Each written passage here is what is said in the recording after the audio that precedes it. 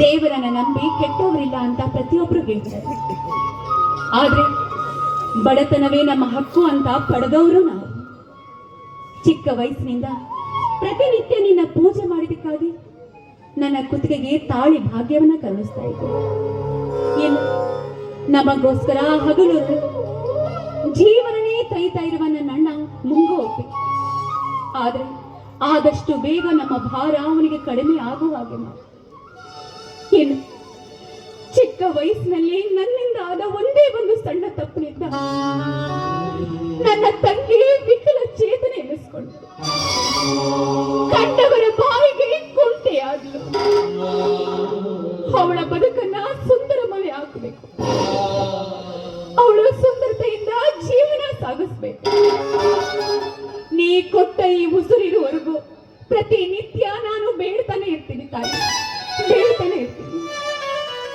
ಎಷ್ಟೇ ಕಷ್ಟಗಳ ಬಂದರೂ ಸಹಿತ ನಿನ್ನನ್ನು ನೆನೆಸ್ಕೊಂಡು ಹಾಯಾಗಿ ಜೀವನ ಮಾಡ್ತಾ ಇದ್ದೀನಿ.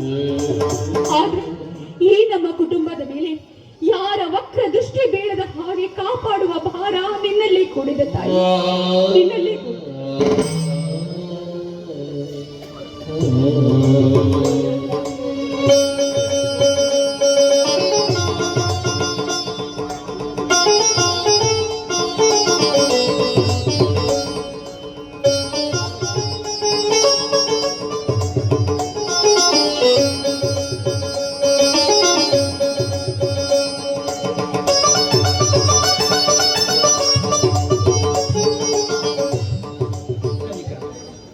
ಒಮ್ಮೊಮ್ಮೆ ನಾವು ಭಕ್ತಿಯಿಂದ ಮಾಡುವಂತ ಪೂಜೆಗಳೆಲ್ಲವೂ ಕೂಡ ನಮ್ಮಲ್ಲಿ ಅಡಕವಾಗಿರುವಂತಹ ಬಯಕೆಗಳನ್ನ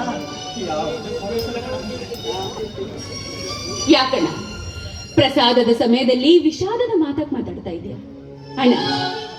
ಹಸಿವಿನಿಂದ ಬಳಲ್ತಾ ಇದ್ದಾಗ ಆ ದೇವರೇ ನಮ್ಮ ಕೈ ಕಟ್ಟಿಬಿಟ್ಟ. ಅಂಥದ್ರಲ್ಲಿ ನೀನು ನಮ್ಮ ಕೈ ಬಿಡ್ಲಿಲ್ಲ ಅಣ್ಣ. ಬಡತನದ ಪಾಠ ನಮಗೆ ಚೆನ್ನಾಗಿ ಅನುಭವ ನೀಡಿದೆ ಅಣ್ಣ, ಅನುಭವ ನೀಡಿದೆ. ಬದುಕಿಗಿಂತ ಬಡತನ ದೊಡ್ಡದಲ್ಲ, ಶ್ರೀಮಂತಿಕೆಗಿಂತ ನೆಮ್ಮದಿ ಚಿಕ್ಕದಲ್ಲ. ಶ್ರೀಮಂತರ ಮನೆಯ ಬದುಕೆ ಹಾಗೆ ಕ್ರಮ. ಈ ಎಲ್ಲವನ್ನ ಮಾಡಿ ಏನೂ ಇಲ್ಲ ಎಂಬಂತೆ ನಟನೆ ಮಾಡುವಂತಹ ಮಾಯಾವಿಯ ಮನೆಗಳ ಮಗು, ಮಾಯಾವಿಯ ಮನೆಗಳು. ಅಡ್ಡ ಅಕ್ಕದನ್ನ ಮದುವೆಗೆ ಬಲವಂತವಾಗಿ ಒಪ್ಪಿಸಿದ್ದೀ ನಾನು. ಯಾಕಂದ್ರೆ ಸಾಕುವ ಗಂಡ ಜೊತೆಯಲ್ಲಿದ್ರೆ ಸಾಯೋ ದಿನದ ಜೀವನ ಸುಖವಾಗಿರುತ್ತಂತೆ ಅಂದಾಗ ಸತ್ಯದ ಬದುಕಿಗೆ ಭಯ ಬೇಡ ಅಣ್ಣ, ಬೇಡ. ಭಯ ಅಲ್ಲ ಕಣವ, ಇದು ಆತಂಕ. ಮನೆಯಲ್ಲಿ ವಯಸ್ಸಿಗೆ ಬಂದಿರುವಂತ ಮದುವೆ ಆಗದಿರುವಂತ ಹೆಣ್ಣು ಮಕ್ಕಳಿದ್ರೆ ಮನೆಗೆ ಕಂಡು ಕಾಮ 100 ಜನ ನೋಡ್ತಾರೆ, ಬೇಕು ಅಂತೇಳಿ ಹಂಬಲಿಸ್ತಾರೆ, ಕಲ್ಲನ್ನ ಹೊಡಿತಾರೆ. ಅಷ್ಟೇ ಯಾಕಮ್ಮ, ಕದಿಯುವುದಕ್ಕೆ ಕೂಡ ಪ್ರಯತ್ನ ಪಡ್ತಾರೆ. ಹಾಗಂತೇಳಿ ಇದು ಫಲದ ತಪ್ಪಲ್ಲಮ್ಮ. ಆ ಫಲವನ್ನು ಬೇಕು ಅಂತೇಳಿ ಗಿಡವನ್ನು ನೆಟ್ಟಂತ ನಾವೇ ತಾನೆ. ಅಣ್ಣ ಎಂಬ ಪದದ ಸಾರ್ಥಕತೆ, ಅಣ್ಣ ಎಂಬ ಪದದ ಅರ್ಥ ಶ್ರೀಮಂತರ ಆಲೋಚನೆಗಳಿಗಿಂತಲೂ ದೂರ ಇದ್ದರು ಕಣಮ್ಮ ನಾವು. ಅಣ್ಣ, ದೇವರಿಗೆ ಹರಿಕೆ ಹೊತ್ತಾಗ ಅದನ್ನ ಈಡೇರ್ಲಿಲ್ಲ ಅಂದ ಮಾತ್ರಕ್ಕೆ 100 ಶಾಪ ಕೊಡ್ತಾರೆ ಆ ದೇವರಿಗೆ. ಇನ್ನು ಈ ಜಗತ್ತಿನಲ್ಲಿ ಪ್ರತಿಯೊಬ್ಬ ವ್ಯಕ್ತಿಯೂ ಸಹಿತ ಅಪವಾದ ಇರಲಾರ್ದೆ ಇರುವನೇ ಇಲ್ಲ. ಯಾವುದಾದ್ರೂ ಸಂದರ್ಭದಲ್ಲಿ ಒಂದಾದ್ರೂ ಒಂದು ಅಪವಾದ ಇದ್ದೇ ಇರುತ್ತೆ. ಆದ್ರೆ ಈ ನನ್ನ ತಂಗಿಯ ಸುಂದರ ಬದುಕು ಸುಂದರಮಯ ಆಗ್ಬೇಕು ಅಂತ ನಾನು ಕಾಯ್ತಾ ಇದ್ದೆ. ಸಸಿ ಬೇರು ಬಿಟ್ಟಾಗ್ಲೇ ತಾನೇ ತೆನೆ ಅನ್ನೋದನ್ನ ನಾವು ಕಾಣೋದು. ಅಂದಾಗ ಮೊದಲು ಅವಳ ಜೀವನ ಸುಂದರಮವೇ ಆಗ್ಬೇಕಿತ್ತು. ಅದಕ್ಕೆ ನಾನು ಮದುವೆ ಬೇಡ ಅಂತ ಹೇಳಿದ್ದೆ. ನೋಡು, ನನಗೆ ವಯಸ್ಸಿದ್ರೆ ಕೂಡ ಆಯಾಸ ಕಡಿಮೆ ಆಗ್ತಾ ಬರ್ತಾ ಇದೆ. ಮಾಡಿರುವಂತ ಆಸ್ತಿ ಅಂದ್ರೆ ಬರೀ ಜವಾಬ್ದಾರಿ ಕಣಮ್ಮ, ಬರೀ ಜವಾಬ್ದಾರಿ.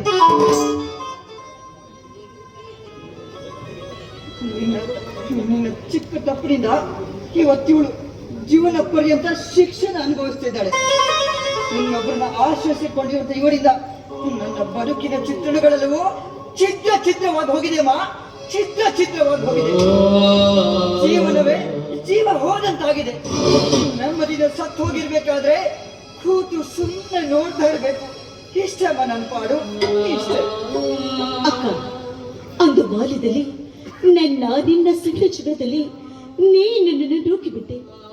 ಅಂದು ನೂಕಿದ್ದಕ್ಕಾಗಿ ಅಂದು ಒಂದು ಕಾಲು ನನ್ನ ಊನವಾಯಿತು. ಹಾಗೆಂತ ಹೇಳಿ ಆ ಕೃತ್ಯಕ್ಕೆ ನಿನ್ನನ್ನು ದಳ್ಳರಿಯಾಗಿ ಮಾಡೋದಕ್ಕೆ ಸಾಧ್ಯನ ಅಕ್ಕ? ಇಲ್ಲ ತಾನೆ. ಹಾಗಿದ್ಮೇಲೆ ನಡಿಗೆ ಸರಿ ಇಲ್ಲದಾಗ ನಾವು ಯಾರಲ್ಲಿ ಏನು ಅಂತ ನುಡಿಯಲಿ ಅಕ್ಕ? ತಂಗಿ, ಚಿಕ್ಕ ವಯಸ್ಸಿನಲ್ಲಿ ನಂದಾದ ಒಂದು ಚಿಕ್ಕ ತಪ್ಪಿನಿಂದ ನಿನಗೆ ಇಂಥ ಪರಿಸ್ಥಿತಿ ಬಂದದ್ದು. ಈಗ ಪ್ರತಿನಿತ್ಯ ನೀನು ಇದನ್ನೇ ನೆನೆಸ್ಕೊಂಡು ಕೊರಗ್ತಾ ಇದ್ರೆ ಆ ಶಾಪ ನನಗೆ ತಟ್ಟಲಾರ್ದೆ ಇರ್ಲಾರ್ದೆ. ಇದು ಸತ್ಯ ಕಣೆ, ಇದು ಸತ್ಯ. ನೀವಿಬ್ರು ನನಗೆ ತಂದೆ ತಾಯಿಯ ರೂಪ. ನಿಮ್ಮಿಬ್ಬರ ಜಗಳದಲ್ಲಿ ಬಡವನಾಗುವವನು ಕೂಡ ನಾನೇ ಕಣಮ್ಮ, ನಾನೇ. ತಂಗಿಯ ಮದುವೆಯಾಗಿ ಅಕ್ಕನ ಮದುವೆ ಆಗಿಲ್ಲ ಅಂದ್ರೆ ಮಾಂಗಲ್ಯ ಹಿಡಿದ ಮಣ್ಣಾಗುವುದಕ್ಕೆ ಲೋಪದ ಪಟ್ಟಿಗೆ ಕಥೆಯನ್ನ ಕಟ್ಬಿಡ್ತಮ್ಮ ಈ ಸಮಾಜ. ಅಣ್ಣ, ಖುಷಿ ಪಡುವ ಸಮಯದಲ್ಲಿ ಈ ರೀತಿ ದುಃಖವನ್ನು ಪಡಬಾರ್ದು. ಇಂಥ ಕೋಪ ನನಗೆ ಸರಿ ಕೂಡ ಕಾಣುವುದಿಲ್ಲ. ಅಣ್ಣ, ನನಗೆ ವಿಕಲತೆ ಬಂದಿದ್ದು ಈ ನನ್ನ ಅಕ್ಕನಿಂದಲ್ಲ. ಈ ನಮ್ಮ ಬಡತನಕ್ಕೆ ಆ ದೇವರು ಕೊಟ್ಟ ಉಡುಗೊರೆ ಅಲ್ಲ. ಹೊಟ್ಟೆ ತುಂಬಿದವರಿಗಿಂತ ಹಸಿದವರಿಗೆ ಅನ್ನ ಹಾಕ್ಬೇಕನ್ನುವ ತತ್ವವನ್ನೇ ನಾನು ಮರೆತು ಬಿಟ್ಟೆ ಕಣೆ.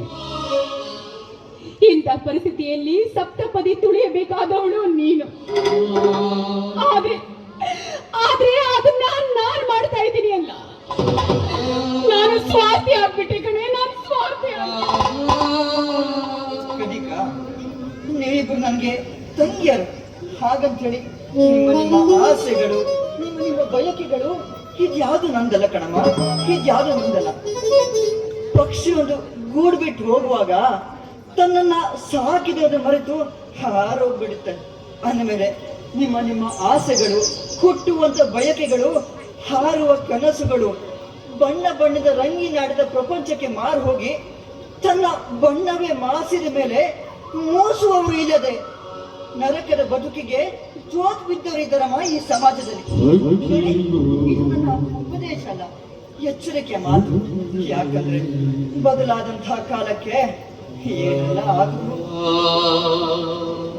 ಅಣ್ಣ, ಅಕ್ಕ, ನೀನು ಮುತ್ತೈದೆ ಆಗೋ ತನಕ ನನ್ನ ಕಾಳಿಗೆ ಮಾಂಗಲ್ಯವನ್ನು ಕಟ್ಟಿಸಿಕೊಳ್ಳೋದಿಲ್ಲ ಅಂತ ನಾನು ನಿನಗೆ ಅಂದೇ ಹೇಳಿದ್ದಾನೆ. ಕಾಡಿ ಬೀಳುವ ಗಂಡ ಸಿಗ್ತಾ ಇರಬೇಕಾದ್ರೆ ಅದನ್ನ ಬಿಟ್ಟು ಕೊಟ್ಟಿದ್ದು ವಿಷಯವಾದ್ರೆ ನಮ್ಮ ಬಡತನವನ್ನೇ ನಾವು ಅಣಕಿಸಿದಂತಾಗೋದಿಲ್ಲ. ಈ ಹರಣಿ ಈ ಭಗತನಿಗೆ ಯಾವತ್ತೂ ಭಾರಲ್ಲ ಕಣಮ್ಮ, ಯಾವತ್ತೂ ಭಾರಲ್ಲ. ನನ್ನ ಜೀವನದಲ್ಲಿ ಅದೆಷ್ಟೇ ತ್ಯಾಗ ಬಲಿದಾನ ಮಾಡಿ ಆದ್ರೂ ಕೂಡ ಇವಳ ಬದುಕಿಗೊಂದು ಅರ್ಥವನ್ನು ಕೊಡ್ತೇನೆ ಕಣಮ್ಮ, ಅರ್ಥವನ್ನು ಕೊಡ್ತೇನೆ. ಇವಳಿಗೆ ನೆಲೆ ಸಿಕ್ಕಾಗ್ಲೇ ಈ ಅಣ್ಣನಿಗೊಂದು ಬೆಲೆ ಕಣಮ್ಮ, ಈ ಅಣ್ಣನಿಗೊಂದು ಬೆಲೆ. ಅಣ್ಣ, ಜೀವನ ಪೂರ್ತಿ ಈ ನಿನ್ನ ನಿರ್ಧಾರಕ್ಕೆ ಸದಾಕಾಲ ನಾನು ನಿನ್ನ ಹಿಂದೆ ಇರ್ತೀನಲ್ಲ. ಹಾಗಾದ್ರೆ ಈ ಸಂತೋಷದ ಸಮಯದಲ್ಲಿ ಈ ಸಂತಾಪದ ಮಾತಿಗೆ ಸಂತೋಷವೇ. ಇದೆಲ್ಲವೇ ನಮ್ಮ ಪಾಲಿಗೆ ಗುಡ್ಡ ಆಗಿರ್ಲಿ, ಸರಿನಾ? ನಡೀರಿ.